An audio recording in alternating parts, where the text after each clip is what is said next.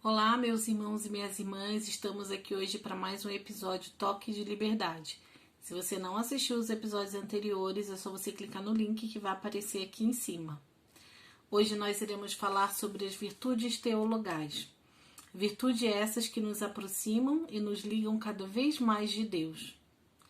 E à medida que nós vamos vivendo essas virtudes, nós vamos adquirindo a liberdade interior.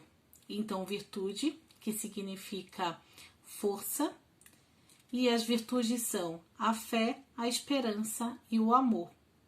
A fé, que é a força que nos fortifica, a esperança, que é a segurança na fidelidade de Deus, nas promessas de Deus, e o amor, ou caridade, né? Que é a coragem de aderir, né? A coragem de amar a Deus e amar o meu irmão.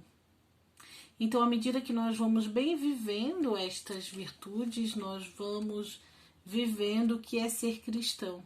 Nós vamos amadurecendo no que é ser cristão.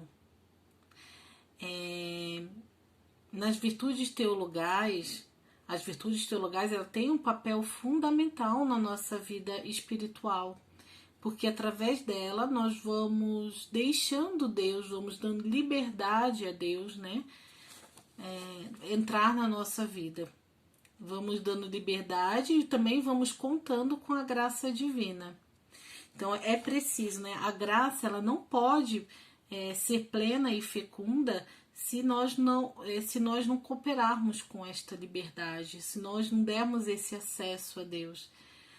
O Senhor ele diz a Santa Catarina de Sena: eu vos criei sem vós, mas não vos salvarei sem vós. Então essas virtudes teologais ela é um dom de Deus e uma atividade do homem.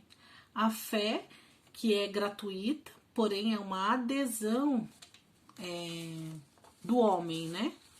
Porque muitas vezes nós vamos precisar da fé para aprender a lidar com as situações de desânimo, situações de cansaço.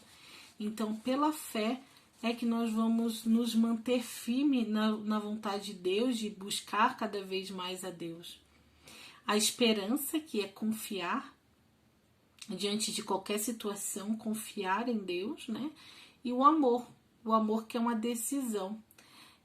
Não é amar o meu irmão, não é amar a Deus somente quando eu tenho algo, quando Deus pode me dar uma coisa, quando Deus me dá aquilo que eu quero, né? Não é amar somente aquele irmão que eu me dou bem, mas é uma decisão de amar diante das circunstâncias e das situações que vão acontecendo na nossa vida. E é sempre através de uma ação, né? Que pode ser secreta ou perceptível. Então Deus ele age na nossa vida com a fé, a esperança e o amor, né? E ele nos dá um auxílio que é o Espírito Santo. É o Espírito Santo que vem até nós, então é o Espírito Santo que sopra onde ele quer, da maneira que ele quer, na hora que ele quer. Então o Espírito Santo que conduz essa existência, que nos faz crescer nessas virtudes. E aqui eu quero trazer como exemplo o rosário, né? O rosário que tem os seus mistérios gozosos, tem os seus mistérios dolorosos e os seus mistérios gloriosos. E a gente vive uma efusão na nossa vida como viver esses mistérios. Então, o mistério gozoso, né? Que ilumina e revela, então nos faz nascer para a fé. Os mistérios dolorosos que nos despojam e nos empobrecem, né? E nos ensina a esperança. Os mistérios gloriosos que confirmam e fortificam, então nos comunica a coragem para amar. E aqui eu quero trazer a figura de Pedro. Pedro que ao ouvir o Senhor, ao ouvir Jesus falar, né? Segue-me. Então ele tem um momento ali de fé, né? Então Pedro ele deixa tudo, ele larga tudo, ele vê ali o chamado de Deus para a vida dele, né? O sentido da sua existência, né? Suscita ali nele uma alegria, uma felicidade imensa. E ele compreende o sentido da vida dele e ele adere a essa fé e ele segue a Jesus. Porém, tem um outro momento da história aonde Pedro, ele nega a Jesus. E ali naquele momento onde ele nega Jesus, ele também tem um momento com a graça e com a misericórdia divina, né? No momento onde Pedro olha ali novamente, tem um encontro com o olhar de Jesus, né?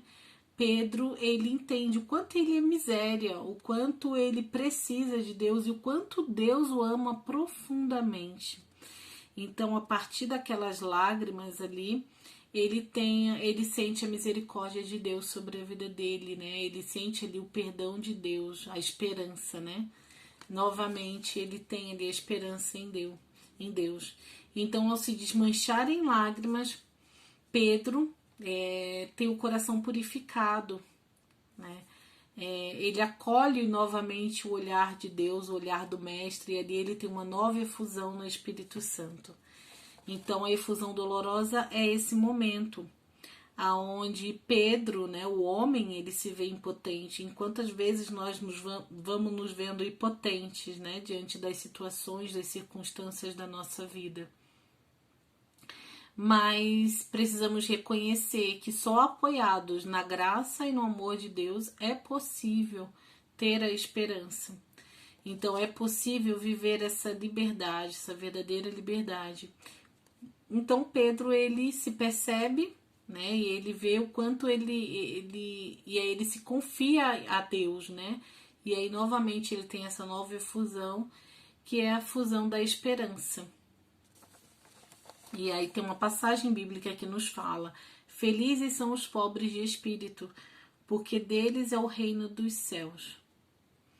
E aí uma terceira efusão que acontece na vida de Pedro, né, que é a efusão gloriosa, que é o momento de Pentecostes, onde ele está no cenáculo, onde ele está com os outros discípulos e ele recebe esta nova efusão, que é a presença divina, né? Que tem como fruto a coragem do amor. E ali Pedro, ele larga tudo, ele se percebe novamente a promessa de Deus na vida dele. Então ele tem coragem de amar a Deus, de largar tudo para Deus, ele se consagra a Deus, ele sai em missão, né? Então ele vai anunciar o evangelho. Então esta é a terceira efusão que acontece também em nossas vidas, né?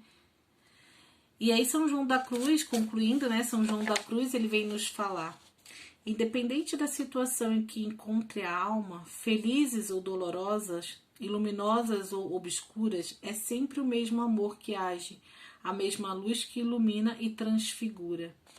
Então é sempre o mesmo amor.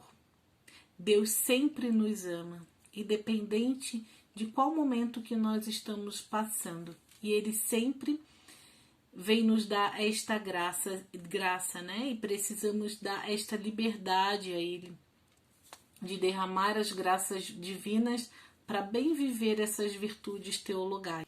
Espero que vocês tenham gostado desse episódio. Se gostou, é só dar um like e esperamos você no próximo episódio. Até mais, Shalom!